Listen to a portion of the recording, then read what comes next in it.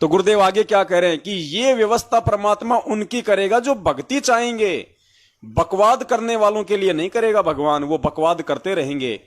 आज जो हमारे भगत भाई बहन जो बकवाद कर रहे हैं ना, ये राजनीति आरक्षणबाजी, इतना समझाने के बाद भी 4 तारीखों पे फर्जी आश्रमों में जाना, रक्तदान, देह दान, फालतू की रैलियां निकालना।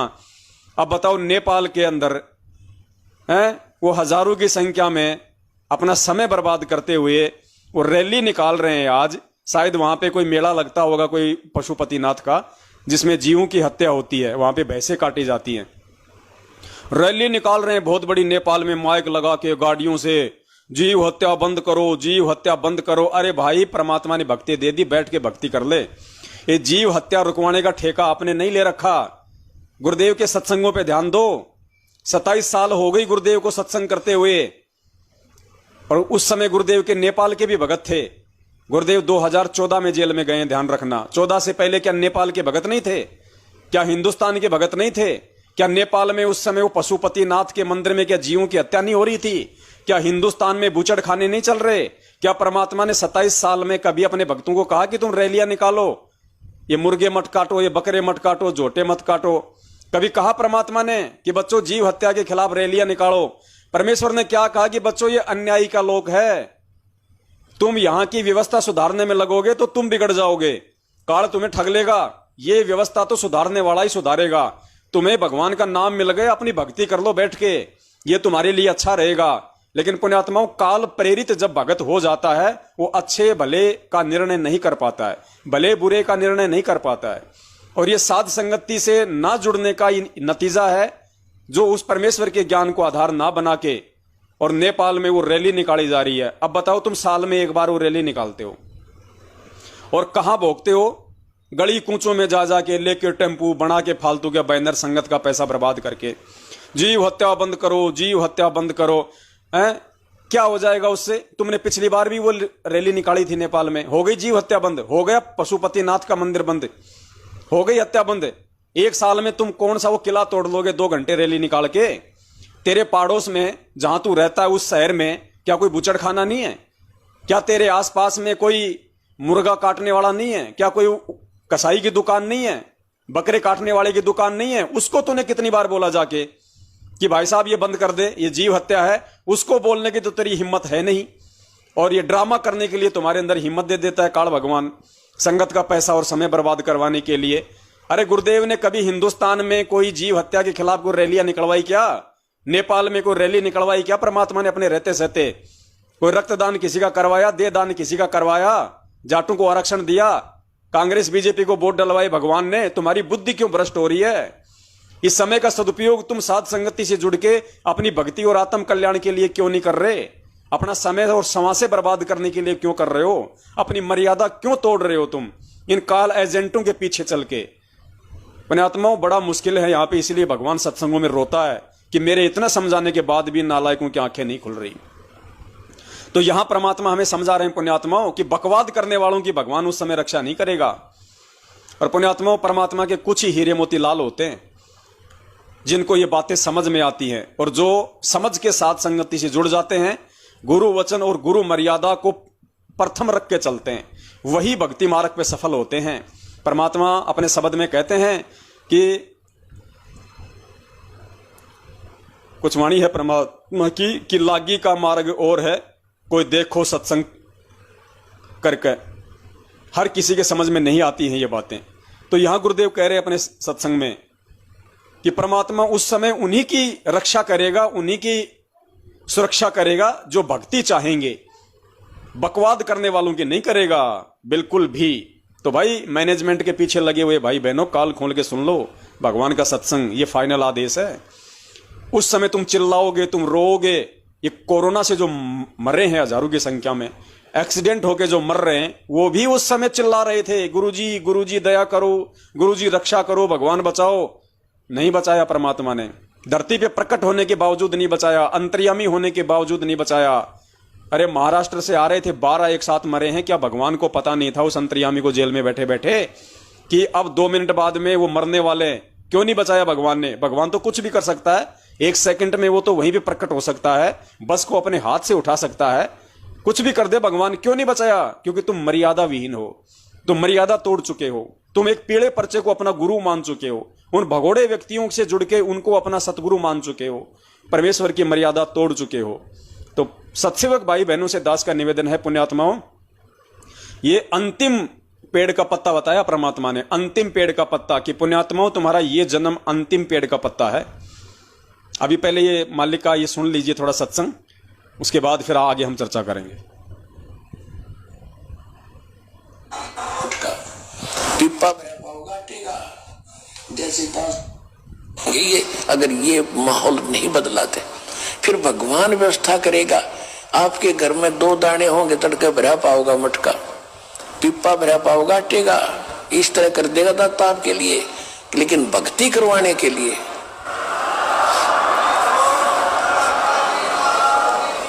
ये उनकी करेगा जो भक्ति करेंगे, और जो बकवाद चाहोगे वो अपना करते रहियो। ठीक है, जैसा भक्ति भजन करेंगे उनका लाभ मिल जाएगा, लेकिन वो समस्याएं खड़ी रह जाएंगी। समझदार को संकेत ही काफी होता है, गुरुदेव ने बिल्कुल स्पष्ट कर दिया है। और परमेश्वर कहते हैं, देते को हरि देत है जहां तहां से आण, अण देवा मांगत फिर साहिब सुनो ना कान। ये समर्थ होते हुए भी परमात्मा क्यों उन आत्माओं की रक्षा नहीं कर पाता? समर्थ होने के बावजूद भी परमात्मा उन आत्माओं की रक्षा क्यों नहीं कर पाएगा? इसके पीछे एक बहुत बड़ा रहस्य है पुण्यात्माओं। परमेश्वर ने एक सत्संग के माध्यम से हमें ये बात बताई बड़े प्यार से, अगर कोई उसको समझ जाए तो। इसीलिए परमात्मा ने अपने सत्सेवक बच्चों को निमित्त बना के संगत में संदेशा दिलवाया है कि भैया घर घर में पूज्य गुरुदेव संत रामपाल जी भगवान को 42 मिनट की भोग की आरती के साथ उनको भोग लगाना शुरू कर दो। परमेश्वर को खिलाओ, परमेश्वर को श्रद्धा से खिलाओ, भाव से खिलाओ, परमेश्वर को भोग लगाओ। उन पत्थर के देवी देवताओं को 4 युग हो गए हमने भोग लगाते लगाते, आज हमें वो जिंदा परमात्मा, जिंदा कबीर सतगुरु रामपाल जी भगवान के रूप में मिला है, आज उसको भोग लगाना है। लेकिन 90% संगत फिर भी काल प्रेरित होके और कबीर जी की समझे जाने वाली एक कागज की फोटो को परमात्मा मान के उसका प्रकट दिवस मनाती है, उसको भोग लगाती है। इनकी बुद्धि भ्रष्ट हो गई है। जिस फोटो को गुरुदेव ने यहां तक कह दिया कि ये तो काल्पनिक फोटो है, ये तो इमेजिन है, सपोजिशन है, ये परमात्मा का ऐसा रूप नहीं है, वो तो किसी भी रूप में आ जाता है। उस फोटो को तो आज भी लोग भगवान मान रहे हैं भगत होके, और जो भगवान सामने बैठा है गुरुदेव के रूप में, उनका जन्मदिन मना रहे हैं उनका। पुण्यात्माओं, ऐसी आत्माओं की परमात्मा रक्षा नहीं करेगा। जो परमेश्वर साथ संगति के माध्यम से संगत में संदेशा दिलवा रहे हैं, ये आने वाले उस विनाशकारी समय से बचाव के लिए दिलवा रहे हैं, क्योंकि भगवान किसी का सगा नहीं है। परमात्मा उसी की रक्षा करेगा जो परमेश्वर के वचन पे चलेगा, जो परमेश्वर के विधान पे चलेगा। और परमेश्वर का विधान क्या कहता है? वो समर्थ परमात्मा आने वाले समय में क्यों अपनी असमर्थता जाहिर कर देता है? इसके लिए परमात्मा ने एक उदाहरण दिया हमें, सुदामा जी का और पांडवों का। ध्यान से सुनना ये सत्संग पुण्यात्माओं, आंखें खुल जाएंगी। और अभी तक यदि आपने अपने गुरुदेव को हर रविवार को या महीने में 1 बार या 2 बार, चाहे रोज भोग लगाओ, ये तो आपकी श्रद्धा, आपके समय, आपके समर्पण और आपकी आर्थिक स्थिति के ऊपर निर्भर करता है। यदि आपने पूज्य गुरुदेव संत रामपाल जी भगवान को हलवा का भोग लगाना शुरू नहीं किया, आपने भोग की आरती अपने घर में शुरू नहीं की, और उस कागज की दाढ़ी मूंछ वाली फोटो को परमात्मा मानना नहीं छोड़ा, उसको अपने घर में, अपने दरबार के वहां पे यदि आपने रखना नहीं छोड़ा, पुण्यात्माओं, परमात्मा रक्षा नहीं करेगा। 2 नावों की सवारी करने वाले का पैर फट जाता है। तो ध्यान से सुनिए परमात्मा क्या कह रहे हैं सत्संग में। गुरुदेव कह रहे हैं कि सुदामा श्री कृष्ण जी का दोस्त था, सखा था। क्या श्री कृष्ण जी को पहले नहीं पता था कि सुदामा इतना गरीब है, मांग मांग के खाता है? वो तो पहले भी सुदामा के लिए झोपड़ी बना सकता था, महल बना सकता था, उसके घर में अनाज की बोरियां पटक सकता था। लेकिन नहीं, विधान है परमात्मा का, चाहे 3 लोक का हो चाहे 7 लोक का हो। गुरुदेव ने कहा कि जब तक सुदामा ने श्री कृष्ण जी को चावल नहीं खिला दिए, जब तक सुदामा ने श्री कृष्ण जी को 3 मुट्ठी चावल नहीं खिला दिए, तब तक श्री कृष्ण ने भी अपने प्रिय सखा सुदामा की रक्षा नहीं की। ये एग्जाम्पल है बहुत बड़ा। देते को हरि देत है जहां तहां से आण। फिर परमात्मा ने पांडवों का उदाहरण दिया। देखना आगे पुण्यात्माओं।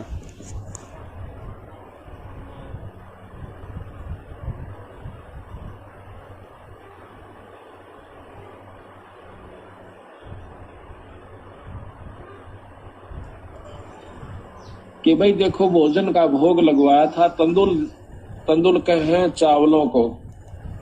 भगवान कृष्ण को सुदामा जी ने जब चावल खवा दिए तो उसके बदले में उसकी सुदामा पूरी रची, नहीं तो नहीं रची।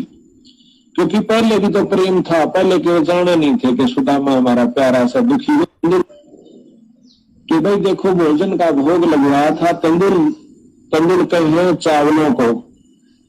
भगवान कृष्ण को सुदामा जी ने जब चावल खवा दिए तो उसके बदले में उसकी सुदामा पूरी रची, नहीं तो नहीं रची। क्योंकि पहले भी तो प्रेम था, पहले के जाने नहीं थे कि सुदामा हमारा प्यारा सा दुखी हो रहा है। पर जब तक वो भोग नहीं लगवा लिया चावलों का, मुट्ठी भर कर नहीं खा लिया भगवान कृष्ण ने, तब तक वो कुछ नहीं कर सका था, समर्थ होते हुए भी नहीं कर सका था। इसी प्रकार बंदी छोड़ हमें बताते हैं, आप बंदी छोड़ का पाठ करवाओ, उसके नाम पर कुछ दान ग्रहण करो तो मैं करूंगा। ये उनसे परम समर्थ है, कृष्ण भगवान से असंख्य गुना ज्यादा शक्तिमान कबीर साहब है। पर ये भी फेल हो जाएंगे अगर आप कुछ दान पुण्य नहीं करोगे सतगुरु के नाम पर। फिर ये आपके उन दुखों को दूर करेंगे जो कि कितने भी ना हुआ करते हैं। तो इसलिए इस पाठ और भोग का महत्व बता रहे, साथ में एक कथा के द्वारा पता नहीं कितने प्रकार की आपको शिक्षा दे रहे। तंदुल विपर को दिए दे। तो पुण्यात्माओं, यहां पूज्य गुरुदेव ने सुदामा का उदाहरण देके स्पष्ट कर दिया है कि जब तक आप परमेश्वर को भोग नहीं लगाओगे तब तक परमेश्वर समर्थ होते हुए भी आपकी रक्षा नहीं करेगा। गुरुदेव ने कहा कि यह बंदी छोड़ भी उस समय असमर्थ हो जाता है जब आप इसको कुछ दोगे नहीं, इसके नाम पे कोई दान धर्म नहीं करोगे, कोई पाठ नहीं करोगे, इसको भोग नहीं लगाओगे, तब तक ये भी असमर्थता दिखा देगा समर्थ होते हुए भी। तो पुण्यात्माओं, आज गुरुदेव जी हिसार जेल में हैं, तो भक्ति विधान के अनुसार साल में एक बार पाठ करवाना चाहिए भगत को। लेकिन आज हम पाठ कहां करवाएं, इसके लिए परमात्मा ने हमें दूसरी जो विधि बता रखी है कि साल में एक बार हम अपने घर पे सहपरिवार बाल बच्चों के साथ में परमेश्वर के सामने पाठ प्रकाश का संकल्प कर लें। आप जितने भी भगत भाई बहन हैं, कुपात्रों को ज्योति पाठ का पैसा मत देना भूल के भी, वरना वापस दुविधा में पड़ जाओगे, ज्यादा परेशानियों का सामना करोगे आने वाले समय में। आज गुरुदेव हिसार जेल में हैं और उनके विधान अनुसार साल में एक बार पाठ का संकल्प करना चाहिए। पूरा परिवार जिन जिन उन्होंने नाम दीक्षा ली हुई है, अपने घर पे जहां भी बंदी छोड़ का दरबार लगा रखा है, वहां पे परमेश्वर को दंडवत करके आप मालिक से ये संकल्प कर लीजिए कि हे बंदी छोड़, आपके भक्ति विधान अनुसार आपका परिवार, आपके बाल बच्चे आपको पाठ प्रकाश का संकल्प करते हैं गुरुदेव, इसे स्वीकार कीजिए। और परमात्मा आप अपने बच्चों की सार संभाल रखना। और गुरुदेव जब आप आश्रम में आ जाओगे, परमेश्वर इस पाठ का पैसा आप सुपात्र सतगुरुदेव जी के ही कर कमलों में देंगे। तो परमात्मा कहते हैं साधु भूखा भाव का धन का भूखा नहीं, और जो कोई धन का भूखा वो साधु भी नहीं। तो धन का भूखा तो ये सतलोक आश्रम मैनेजमेंट हरियाणा है, ये साधु की श्रेणी में नहीं है। पुण्यात्माओं, हमने इस प्रकार से ज्ञान आधार से अपने आप को बचाना है, मर्यादाओं में चलना है। फिर परमात्मा ने हमें एक वाणी में बताया कि रोटी कृष्ण देव को पाई, ताते 87 की खुदिया मिटाई। रोटी कृष्ण देव को पाई, परमात्मा ने इसके लिए, अभिदास के पास में शायद सत्संग है नहीं, वो परमात्मा ने कहा कि जब 1 साल का वनवास अज्ञातवास वाला पांडव काट रहे थे और उधर हस्तिनापुर में जो दुर्योधन था उसने दुर्वासा ऋषि को अपने बाग में रखा हुआ था, उसको 12 साल से खिला रहा था, उसको पिला रहा था। और फिर वो गया दुर्वासा के पास में और कहा कि तुझे इतने दिनों से खिला पिला रहा हूं, कुछ तो काम कर। बोला क्या? बोला जाके पांडवों को दुर्शिष दे के आ जा, उनको उनका विनाश हो जाए, उनको ऐसा वो दे के आ जा। अब वो भी मजबूर था क्योंकि उस दुर्योधन का मलिन अन्न खाके वो भी परमात्मा के विधान से नीचे गिरा हुआ था। तो पांडवों को दुर्शिष देने के लिए जंगल में चला जाता है 88,000 ऋषियों को साथ लेके। रोटी कृष्ण देव को पाई, ताते 88 की खुदिया मिटाई, उनकी भूख मिटाई। वहां चला गया और जाने के बाद में उसने कहा कि भाई भूख लग रही है, भोजन कराओ। शाम के टाइम पे गया और गुरुदेव ने बताया कि जो द्रौपदी थी, द्रौपदी के पास में सूर्य भगवान ने एक ऐसा वो पात्र दिया हुआ था कि जब तक वो द्रौपदी भोजन नहीं कर ले तब तक वो चाहे तो पूरी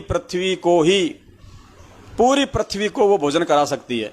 लेकिन यदि उस द्रौपदी ने खाना खा लिया उसके बाद उसमें कुछ नहीं बचता था अगले दिन के बाद।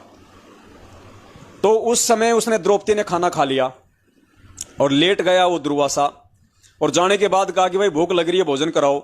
साथ में 88,000 की सेना, साधु संतों की, ऋषियों की, और उसने कुछ डिमांड रख दी कि आज का बोया हुआ आम होना चाहिए, आज की फसल होनी चाहिए, आज का ही गेहूं होना चाहिए, आज ही बो, आज ही काटो, आज ही ऐसा होना चाहिए। मतलब ना होने वाले काम, गुरुदेव ने बताया कि ना होने वाले काम ऐसे ऐसे उसने वहां पे डिमांड रख दी ताकि ये मेरे डिमांड को पूरा ना कर पाए और मैं इनको बद्दुआ दे दूं, मैं इनको श्राप दे दूं।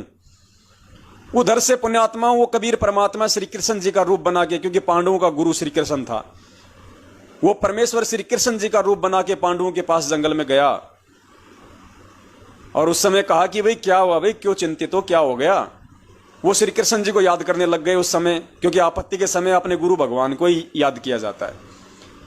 तो पांचों पांडव और द्रौपदी श्री कृष्ण जी का ध्यान लगा रहे थे, उधर से वो परमात्मा श्री कृष्ण का रूप बना के आ गया और उन्होंने कहा कि महाराज ऐसे ऐसे ये दुर्योधन का भेजा हुआ हमारे को बद्दुआ देने के लिए, श्राप देने के लिए ये आया है, बकवाद करने के लिए, ये दुर्वासा, और मैंने भोजन खा लिया।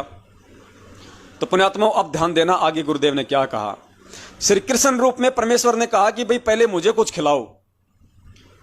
तो पांडवों ने कहा कि महाराज अगर हमारे पास में कुछ खिलाने को होता तो हम इनको ना खिला देते, कुछ नहीं बचा। बोलो कुछ तो होगा, बोलो कुछ नहीं, सब खा लिया।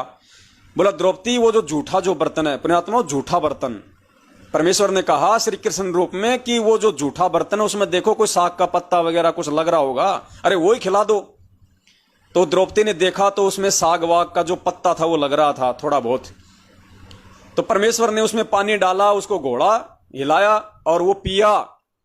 और जैसे ही श्री कृष्ण रूप में उस कबीर परमात्मा ने वो भोजन किया, वो भोग लगाया, भोग लगाते ही उधर गुरुदेव कहते हैं कि रोटी कृष्ण देव को पाई, ताते शेष 88 की भूख मिटाई। उधर बंदी छोड़ ने भोजन किया, उधर सारे के सारे साधु 88,000 दुर्वासा लोट मार रहे हैं वहां पे। गुरुदेव ने कहा कि जैसे जो गधा होता ना, और जो गधा होता है जो राख में लोट मारता है, वैसे लोट मार रहे। और बंदी छोड़ ने कहा कि भाई जा उनको ले आ, कि भोजन तैयार है, महात्माओं भोजन करो। भीम जैसे गया उनको बुलाने के लिए, वो तो लौट रहे। और भीम ने कहा कि महाराज चलो भोजन तैयार है। तो दुर्वासा ने कहा रे भैया भोजन का नाम मतलब उल्टी आने को हो रही है, हम तो छिक गए भाई। एक बता तुम्हारे घर पे कौन आए, कौन आए तुम्हारे घर पे। तो उसने कहा कि श्री कृष्ण जी आए। तो जो दुर्वासा उनको श्राप देने के लिए आया था, उस दुर्वासा के मुंह से परमात्मा ने यह निकलवा दिया क्या कि भाई तुम्हारा भला हो, तुम्हारा भला हो भाई, और जिसने मुझे भेजा है उसका सत्यानाश हो। मतलब तुम्हारे दुश्मनों का नाश हो, तुम्हारा भला, तुम्हारा भगवान भला करे और राम करे तुम्हारे दुश्मनों का नाश हो। तो पांडवों के दुश्मन कौन, कौरव। तो गुरुदेव ने बताया कि जिस दुर्योधन ने पांडवों को श्राप देने के लिए भेजा था बंदी छोड़ने, उसी दुर्वासा से उन्हीं कौरवों को श्राप दिलवा दिया और उनका सत्यानाश हुआ।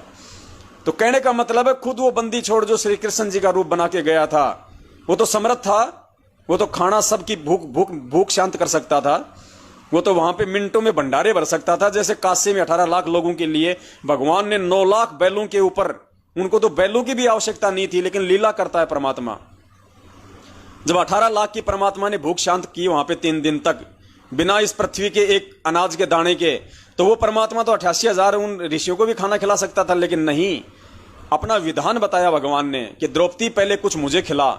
तो पुण्यात्माओं, जब तक हम अपने पूज्य गुरुदेव जी को आज परमात्मा मान के भोग नहीं लगाएंगे, अपने गुरुदेव जी को हम आज भोजन नहीं कराएंगे, मालिक एक वाणी है, एक भजन है पुण्यात्माओं, जगत वाले भी इतने ज्यादा भावित हैं, श्रद्धालु हैं, भले ही वो पत्थरों को पूजते हैं। एक भजन है जिसमें आता है कि कौन कहता है भगवान खाते नहीं, कौन कहता है भगवान खाते नहीं, तुम सबरी के जैसे खिलाते नहीं। कहते हैं भगवान, कौन कहता कि भगवान नहीं खाता, भगवान तो उस पत्थर में प्रकट होके भी खा जाएगा, लेकिन तुम्हारे भाव जो होते हैं वो खिलाने के नहीं होते। तुम्हारे सबरी के जैसे भाव होने चाहिए अपने गुरुदेव को भोग लगाने के। कहते हैं कौन कहता है भगवान खाते नहीं, पर तुम सबरी के जैसे खिलाते नहीं। फिर कहते हैं कौन कहता है भगवान आते नहीं, तुम मीरा के जैसे बुलाते नहीं। पुण्यात्माओं, आज हमें मीरा के श्री कृष्ण जी और सबरी के श्री राम से उत्तम, सर्वश्रेष्ठ वो भगवान, वो राम मिला है असली। आज हमने उसको भोग लगाने में कोई पुण्यात्माओं भय नहीं होना चाहिए, कोई शर्म नहीं होनी चाहिए। 4 युगों से हम इन पत्थर के देवताओं को भोग लगा रहे हैं, उस समय में कोई डर नहीं, कोई शर्म नहीं। आज इस मैनेजमेंट के डर से, इन 2 कौड़ी के काल एजेंटों के भय से आज आप अपने गुरुदेव को भोग लगाने से डर रहे हो कि मेरा नाम खंड हो जाएगा। अरे अपने गुरु भगवान को भोग लगाने से नालायक को नाम खंड होता है क्या, या फिर नाम जुड़ता है? हमारे नेपाल की जो कमला बहन है, उसके माध्यम से परमात्मा ने संगत में घर घर में आज भोग लगवाना शुरू कर दिया। घर घर में जब उसने नेपाल में भोग लगाना शुरू किया पिछले 2 साल से, तो नेपाल के स्टेट कोऑर्डिनेटर ने मंजू के माध्यम से जेल में लगवा दी प्रार्थना। ऑडियो आ गई कि गुरुजी वो आपका भोग लगा रहे हैं। बता, वो नालायक अपने बाप से प्रार्थना कर रही है कि गुरुजी आपका भोग लगा रहे हैं। अरे और किसका लगाएंगे? तेरे चाचा महेंद्र भोगड़े का लगाएंगे क्या? उसके बाद से परमात्मा ने फिर लाइव वीडियो बनवाया, और आज पुण्यात्माओं जो परमेश्वर के बच्चे हैं, जो परमेश्वर के हंस हैं, आज घर घर में गुरुदेव को हर संडे को या महीने में 2 बार परमेश्वर को हर घर में हलवाराम का भोग लग रहा है। और पुण्यात्मा कोई बड़ी बात नहीं, अगर आप हलवाराम नहीं बना सकते, आपकी इतनी स्थिति नहीं है, आप यदि मजबूर हैं, पुण्यात्माओं सूखी रोटी का भी भोग लगा दो। परमेश्वर भाव का भूखा है, साधु भूखा भाव का, धन का भूखा ना है। परमात्मा कहते हैं व्यंजन 36 ये ना चावे, जो मिल जावे रुचि रुचि खावे, भाव ले देख प्राणी का, प्रसाद अलूणा ये खा जावे। ये परमात्मा वो है, ये भाव देखता है, ये 56 भोग नहीं देखता। लेकिन जो हलवा राम है वो एक नॉर्मल सी चीज है। अगर आप अपने परिवार में 2-4 भी परमात्मा के भगत हैं तो 50 ग्राम 100 ग्राम घी में आप जी हलवा आराम से बना सकते हैं, कोई बड़ी बात नहीं है। पहले कम से कम इतने कि तो हम दिन में बीड़ी पी जाया करते थे, कोई सिगरेट पी जाया करता था, कोई पान खा के थूक देता था। आज आपको कम से कम महीने में 2 या 3 बार ही तो भोग लगाना पड़ रहा है गुरुदेव को। बाकी तो हम रोज खाना बनाते हैं, रोज अपनी थाली में थोड़ा सा परमेश्वर को भोग लगाते हैं, वो अलग है। और एक जो 42 मिनट की जो भोग की आरती है उसके साथ भोग लगाना अलग है, हलवा बना के। पुण्यात्माओं, ये मालिक का विधान है। गुरुदेव जी खुद बता रहे अपने सत्संगों में, श्री कृष्ण जी सुदामा की सुदामापुरी पहले भी तो रच सकता था, लेकिन नहीं रची जब तक सुदामा ने श्री कृष्ण जी को चावलों का भोग नहीं लगा दिया। श्री कृष्ण रूप में वो कबीर परमात्मा दुर्वासा की 88,000 ऋषियों की भूख शांत कर सकता था, लेकिन नहीं, पहले उस परमात्मा ने भोग लगाया।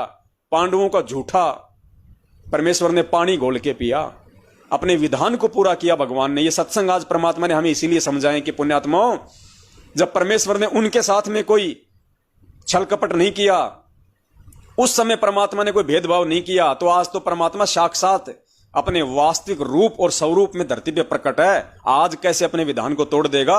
जब तक तुम अपने, सबसे पहले तो अपने गुरुदेव को भगवान नहीं मानोगे, और भगवान मान के फिर कागज वाली दाढ़ी मूछ वाली फोटो को जो तुम भगवान मानते हो अपने नादानी में, उसको जब तक छोड़ोगे नहीं, उसको पूजना नहीं छोड़ोगे, उसका ध्यान नहीं छोड़ोगे, और अपने गुरुदेव को ही वो कबीर परमात्मा नहीं मानोगे, और फिर अपने गुरुदेव को हलवा राम का अपने घर पे भोग नहीं लगाओगे, परमात्मा रक्षा नहीं करेगा। ये विधान है भगवान का, और ना ही हमारी भक्ति सफल होगी। हमने यदि सतलोक जाना है तो एक समय पुण्यात्माओं, चाहे आज चाहे कल चाहे अगले जन्म में, हमने एडी से लेकर चोटी तक अपने पूज्य गुरुदेव जी के प्रति समर्पित होना पड़ेगा कि इसके अलावा दुनिया में कोई भगवान नहीं है, धरती पे कोई संत नहीं है, और कोई भगवान नहीं है, ना कोई दाढ़ी मूछ वाला है, ना कोई और है। यही है जो कुछ है वो सब कुछ। उसके बाद पुण्यात्माओं, परमात्मा पल पल अपने भगत की, उस मर्यादित भगत की जो आज मर्यादा में रह के चल रहा है, गुरु वचन पे चल रहा है, गुरु मर्यादा में है, साथ संगति से जुड़ा हुआ है, उसकी परमात्मा रक्षा करेगा, क्योंकि परमात्मा स्वयं अपना विधान नहीं तोड़ता। ये परमेश्वर के सत्संगों से ही आपके सामने जग जाहिर है। और जब वो समय आया तो परमात्मा किस प्रकार से अपनी आत्माओं की रक्षा करेगा। आज हम जो दान धर्म कर रहे हैं, कौन सा दान धर्म? इस काल एजेंट मैनेजमेंट को जो ज्योति पाठ और दान का पैसा दे रहे हैं, वो दान धर्म नहीं। आज साध संगति के जगह जगह जो प्रोग्राम हो रहे हैं, उन साध संगति के प्रोग्रामों में जो भगत भाई बहन जा रहे हैं, वहां जो परमेश्वर को भोग लगता है, जो भंडारा बनता है, उस भंडारे में अपना जो सहयोग करते हैं, चाहे कोई 1 रुपया दे, चाहे कोई 5 रुपया दे, चाहे कोई 5,000 रुपए दे, वो भंडारा पुण्यात्माओं। और पाठ का संकल्प, ज्योति और पाठ का संकल्प साल में एक बार, और इन साध संगति के कार्यकरों में, उन धर्म भंडारों में हम जो सहयोग कर रहे हैं पुण्यात्माओं, वो दान पुण्य, उसके आधार से वो परमात्मा आने वाले समय में हमारी रक्षा करेगा। और जब गुरुदेव जेल से बाहर आ जाएंगे, उस समय तो सारा सब कुछ हमने अपने पूज्य गुरुदेव जी के हाथों में देना है।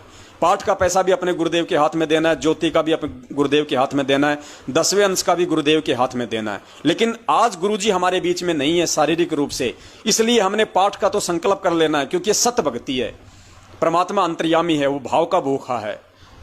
और साध संगति में ज्यादा से ज्यादा हमने पहले पुण्यात्माओं, हम इनके रैलियों में तो धक्के खाते थे।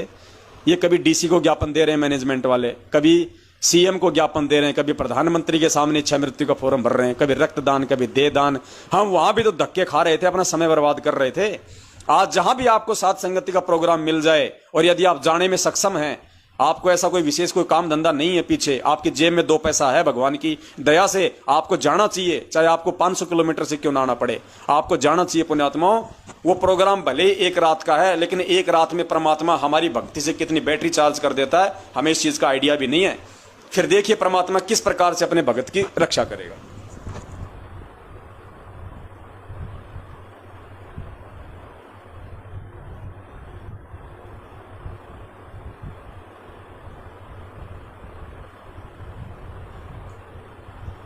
परमात्मा से पूछा किसी ने कि धर अंबर सब जाएंगे और विनसेंगे कैलाश, एकम एका होएगा तब कहाँ रहे तेरे दास। धरती अंबर जान दे और विनसन दे कैलाश, एकम एका होण दे मेरे आश्रय रहे मेरी दास। कि मेरे भक्त मेरे द्वारा बताई गई इस विधि और इस धर्म पुण्य के जहाज में बैठ के और ऐसे रहेंगे जैसे नौका जल के ऊपर रहा करती है। ये धर्म के कारण ये विनाश में नहीं आएंगे, जो तीनों लोगों का भी नाश बेशक हो जाए। पुण्यात्माओं, ये परम संत पूर्ण परमात्मा के मुख से निकले गए शब्द हैं। ये मिथ्या नहीं हो सकते, झूठे नहीं हो सकते। साध वचन पलटे नहीं, पलट जाए ब्रह्मांड। और ऐसा ही होगा आने वाले समय में, इसको कोई काट नहीं सकता। पुण्यात्माओं, समर्थ शक्ति धरती पे प्रकट है हमारे गुरु भगवान के रूप में। तो पुण्यात्माओं, दास की तो सेवा केवल इतनी है, परमपिता परमेश्वर जी के आशीर्वाद से, उनके सत प्रेरणा से आज काल भगवान का जो कुचक्कर, जो कुचाल षड्यंत्र जो संगत में और पूरे विश्व में जो फैला हुआ है, जिस प्रकार से वो भगत समाज से लेकर जगत वालों को भ्रमित कर रहा है, अपने जाल में फांस रहा है, उसकी जानकारी आप जीव तक पहुंचा दी जाए परमपिता परमेश्वर के आशीर्वाद से, उस समर्थ के आशीर्वाद से। वरना मुझ नीच 2 कौड़ी के पवनदास की क्या औकात पुण्यात्माओं, मैं भी आप ही की कैटेगरी का 2 कौड़ी का जीव हूं। मेरी क्या औकात, जब बाकी संगत में कोई खड़ा नहीं हो रहा, कोई इतना सब कुछ नहीं कर पा रहा जो परमात्मा इस कुत्ते को निमित्त बना के जो करवा रहे हैं। तो इसमें सारा का सारा श्रेय सब कुछ उस बंदी छोड़ का है, मेरे गुरु भगवान का है, मेरे परम पिता का है। तो दास तो अपनी सेवा और अपनी भक्ति जब तक पूज्य गुरुदेव जी का आशीर्वाद रहेगा, निर्बाध और निर्विघ्न रूप से करता ही रहेगा। चाहे कोई समझे या ना समझे, समझेगा तो उसका भला, ना समझेगा तो उसका बुरा। इस दास की तो सेवा परमात्मा के चरणों में बन रही है। और आप सभी भाई बहनों से निवेदन है, जिन्होंने अभी तक अपना कोई यूट्यूब चैनल नहीं खोला है, जिन्होंने फेसबुक पे अपना कोई ग्रुप नहीं बनाया है, सबसे पहले वो भाई बहन, ये भी एक बहुत बड़ी सेवा है। यदि आप इस प्रकार से भी करते हैं तो अपना यूट्यूब चैनल खोल लीजिए। बहुत आसान है, यूट्यूब पे जाइए, सर्च कीजिए यूट्यूब चैनल कैसे बनाएं या फेसबुक का ग्रुप कैसे बनाएं। 2-2, 4-4 मिनट के वीडियो मिल जाएंगे, अच्छे से आप जी समझ जाओगे। चैनल बनाने के बाद में आप जी उन पे दास के ये वीडियो डालिए, दिन में 2-4 वीडियो डालते रहिए। और डालने के बाद में बहुत सारे भगत भाई बहन ऐसे हैं पुण्यात्मा, वो वीडियो तो डाल देते हैं अपने चैनल बना के, अब उनके वीडियो को कोई देखता नहीं है। फिर 2-2 दिन निकल जाते हैं, 2 आदमी भी उनके वीडियो नहीं देखते। डालने से भला नहीं होगा पुण्यात्माओं। वो वीडियो अपने चैनल पे डालने के बाद में भी आपने उस वीडियो का लिंक हर जगह शेयर करना पड़ेगा। आपके मोबाइल पे, व्हाट्सएप पे जितने भी भक्तों के नंबर हैं, सबको वो वीडियो भेजिए, जगत वालों को या व्हाट्सएप के जितने भी आप जी ग्रुपों में जुड़े हैं वहां पे आप जी उस वीडियो के लिंक को शेयर कीजिए। और फेसबुक पे भी जब हम वीडियो डालते हैं तो वहां पे एक साथ में 400-500 लोगों को शेयर कर सकते हैं। एक साथ में वहां पे हम टैग कर सकते हैं, 400-500 लोगों को टैग कर सकते हैं एक साथ। तो जब तक आप थोड़ा आगे नहीं बढ़ेंगे, फेसबुक पे जो भक्तों के जो ग्रुप हैं आप जी उनमें ऐड होइए, आप उनको ज्वाइन कीजिए। और ज्वाइन होने के बाद आप अपने वीडियो के लिंक उन सभी फेसबुक के ग्रुपों में आप जी शेयर कीजिए। ऐसे ही अपना यूट्यूब का वीडियो उसको आप जी व्हाट्सएप से लेके फेसबुक पे, फेसबुक के ग्रुपों में हर जगह उसको शेयर कीजिए। और शेयर आप उसको करते रहिए, तभी पुण्यात्मा आपके वीडियो आगे पहुंचेंगे, भगत समाज तक पहुंचेंगे और लोग ये सच्चाई जान के फायदा उठा पाएंगे। वरना देख लो जिस प्रकार से नेपाल से लेके हिंदुस्तान लोग आज भी सतगुरु के भगत होने के बाद भी साथ संगति से ना जुड़ के कितना बड़ा धोखा खाए बैठे हैं। भगत भाई मर रहे हैं उसकी चिंता नहीं, और वो जो झोटे बकरे काटे जा रहे हैं उनके लिए रैलियां निकाल रहे हैं। अब इससे बड़ा और मंदबुद्धिता का काम उनका और क्या होगा। पुण्यात्माओं, हमने हर स्थिति में भगवान के वचन पे चलना है। 1994 से लेकर 2014 तक जो भक्ति क्रिया हमारे गुरुदेव ने की हैं, एक भगत के रोल में परमात्मा ने हमें समझाई हैं, परमेश्वर ने की हैं, हमें उसी आधार से चलना है। भगवान ने कभी भी ये रैलियां नहीं निकाली कि जीव हत्या बंद करो। सत्संग कर दिए भगवान ने, हमें समझा दिए, हमें सावधान रहने के लिए परमात्मा ने हमें बता दिया। भूख लग रही है, अपना पेट भरे हम सबसे पहले इस आध्यात्मिक मार्ग में, भक्ति मार्ग में। तो पुण्यात्माओं, इस प्रकार से हम सत्सेवकों ने कोई भी गलती नहीं करनी है परमेश्वर के आशीर्वाद से। और तमाम जाने अनजाने की गलतियों की समायोजन हम रोज अपने पूज्य गुरुदेव अपने भगवान से मांगते रहें। कोशिश करें हम बैठ के आरती करने की तीनों समय की। और परमात्मा ने चाहा तो बहुत ही जल्दी दास की कजोड़ भगत जी से बातचीत हुई है। और जो भक्ति बोध जो पुस्तक है, परमात्मा एक अच्छी क्वालिटी में, अच्छे पेपर में, थोड़ी सी बड़ी साइज में, क्योंकि जो भक्ति बोध की जो वर्तमान साइज है वो बहुत छोटी है। हमारे कुछ ऐसे भगत भाई बहन हैं जो मतलब बुजुर्ग हैं, जिनके लिए उन शब्दों को पढ़ना बहुत ही छोटा पड़ जाता है। तो थोड़ी सी उसको बड़ी साइज में परमात्मा के दया से छपवा रहे हैं। बहुत जल्दी भक्ति बोध भी छप जाएगी। और एक हम कोशिश कर रहे हैं परमपिता परमेश्वर के आशीर्वाद से आध्यात्मिक जो ज्ञान गंगा है, जो गुरुदेव के समय आश्रम में थी, आध्यात्मिक ज्ञान गंगा जो मिलावट रहित है, उस पुस्तक को भी तकरीबन 1000 की संख्या में हम लोग छपवा रहे हैं। और साथ में कुछ 16 GB के जो मेमोरी कार्ड हैं वो भी हम ले रहे हैं। उनमें गुरुदेव के सत्संग वाणियाँ, ये सब कुछ, जो भोग की आरती है, जो पाठ वाली आरती है, जो परमेश्वर को भोग लगेगा, जो 42 मिनट की आरती है, तीनों समय की आरती है, सत्संग है, शब्द है, ये सारी चीज़ें, तो ये कुछ चीज़ें होंगी। और ये चीज़ें आपको मिलेंगी जहाँ भी आपके आसपास में साथ संगति होगी, वहाँ पे उस भगत भाई के पास में ये सारी चीज़ें वहाँ पे भेज दी जाएंगी।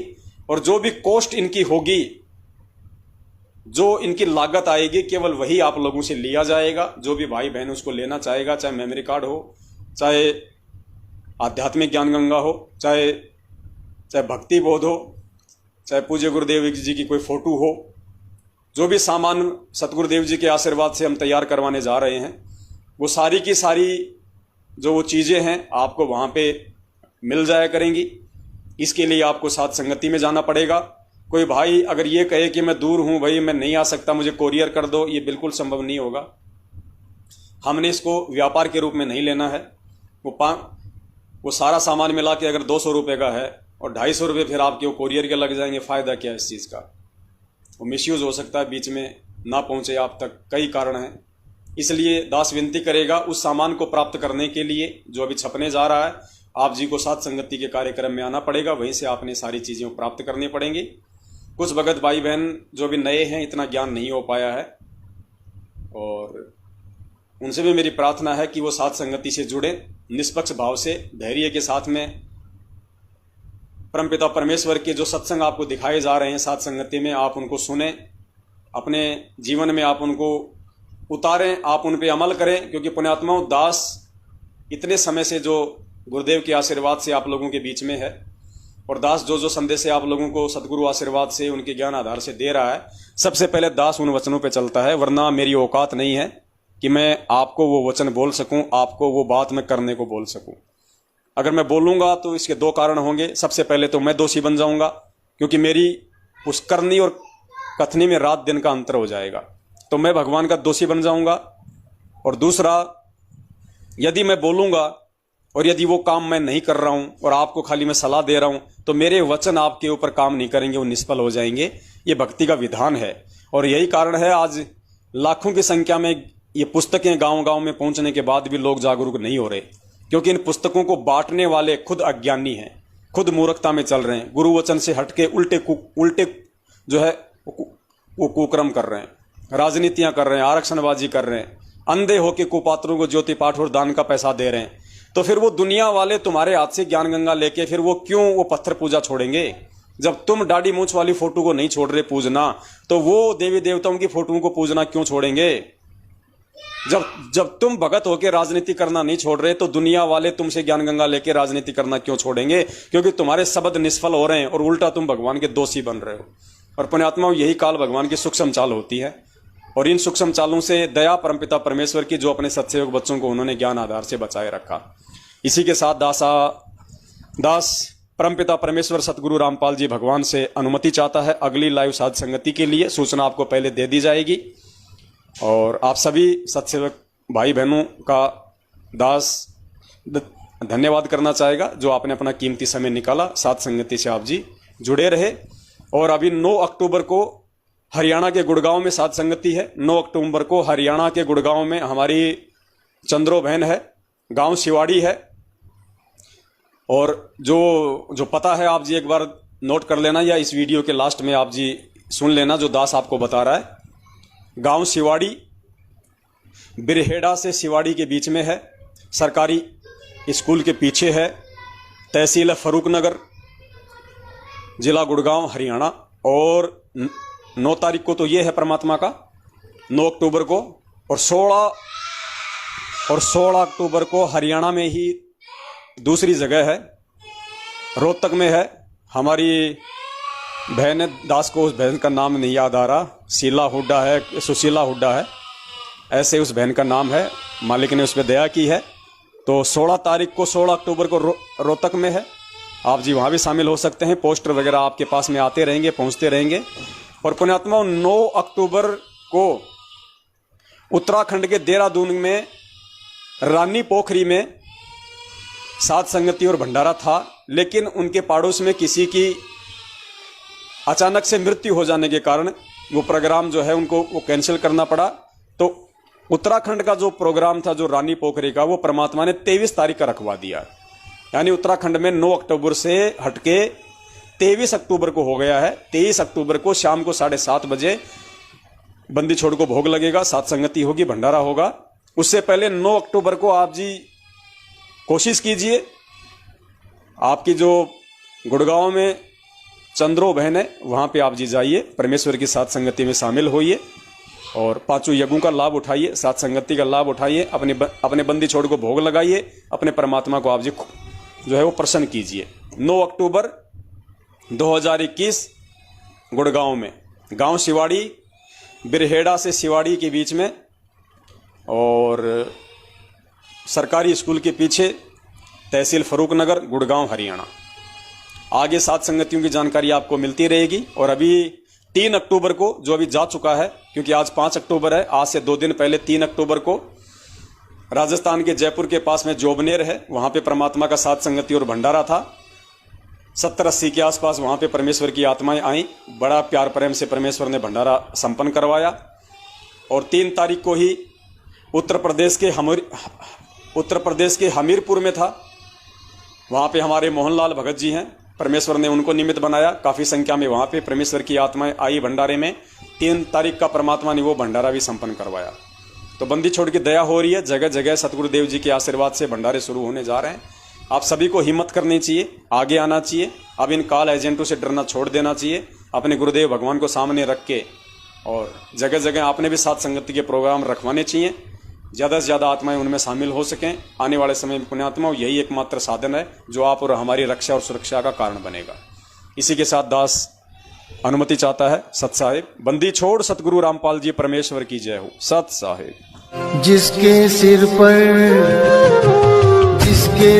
पर कृपा गुरु की, वो दुख कैसे आएगा। जिसके सिर पर कृपा गुरु की, वो दुख कैसे पाएगा। नाम गुरु जी का जप लेगा, नाम गुरु जी का जप लेगा, जीवन सफल बनाएगा। जिसके सिर पर